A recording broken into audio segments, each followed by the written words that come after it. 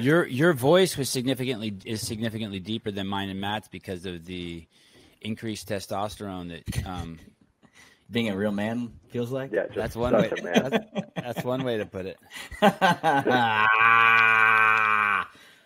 I heard a rumor that the reason why you're not doing Masters, you're not is because you're all juiced up for the fight with Dave.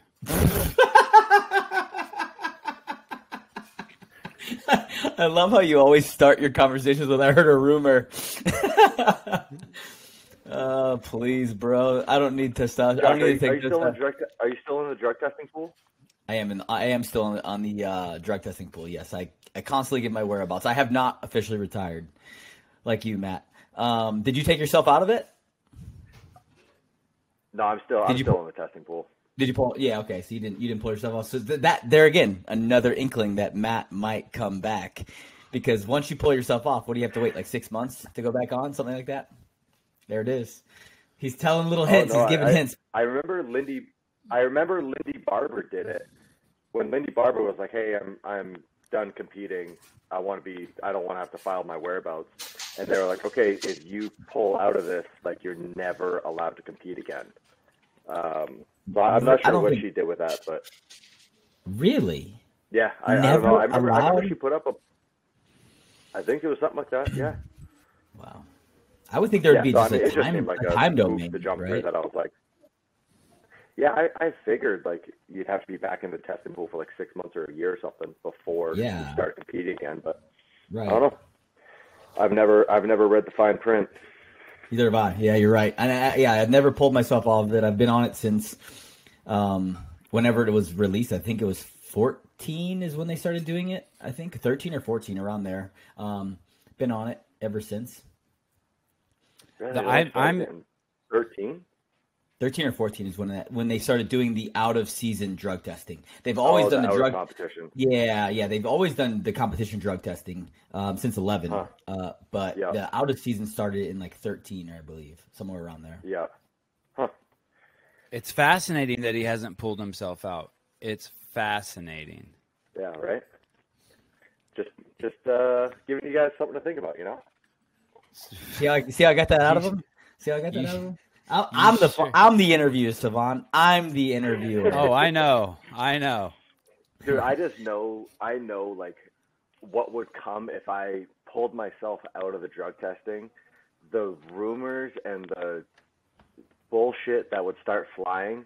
I was like, but you're retired, so what does it matter anyways? You have to fill out a paper, like a 5-question email. I know. It's not hard at all. Once every 3 months. I remember when Lindy when Lindy did put up that post. I do remember reading the post and thinking in my head, like, is it that big of a concern? I don't feel like it's that like tough of a thing to do. If I change my plans, I just send in another email. When I was with USADA, that was a pain in the ass. That was something that was worth withdrawing from.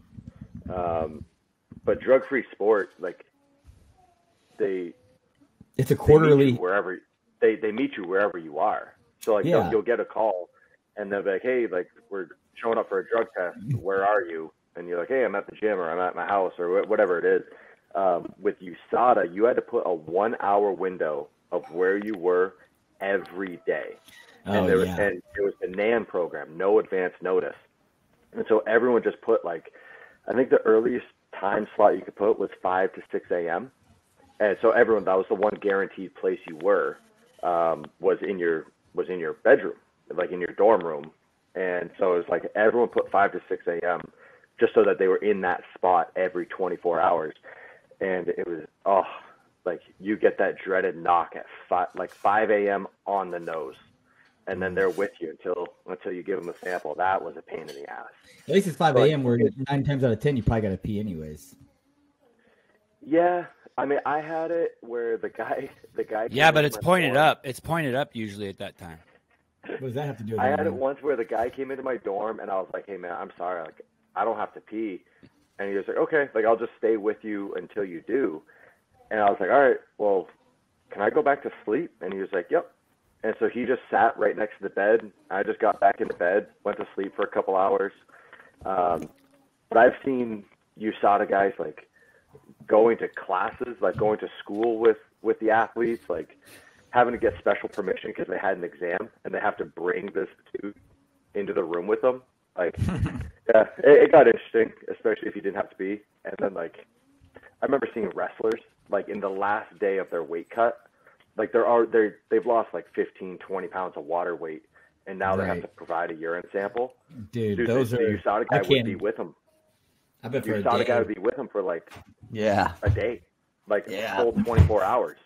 When you're running on no wall, when you're cutting weight, man, like that's just a whole different ball game. It's crazy. Is there a minimum amount you have to put in the cup? Yeah. Yeah, like it has like a red line on it. I mean, it's very similar to what we do now for CrossFit, but it's just no advance notice. So it's like they don't call you, and if you're not in that spot that you gave them the 1 hour window for, so like they would just keep knocking for an hour at your dorm room. If you're not there, you don't answer the door within that hour, then you get a it's not a positive test, but like it's a strike against you. And I think after 3 strikes, it counts as a positive, and you're suspended. Wow, that's crazy. What about that leather hat that Sevan is wearing? What do you think about that? Yeah, what is that?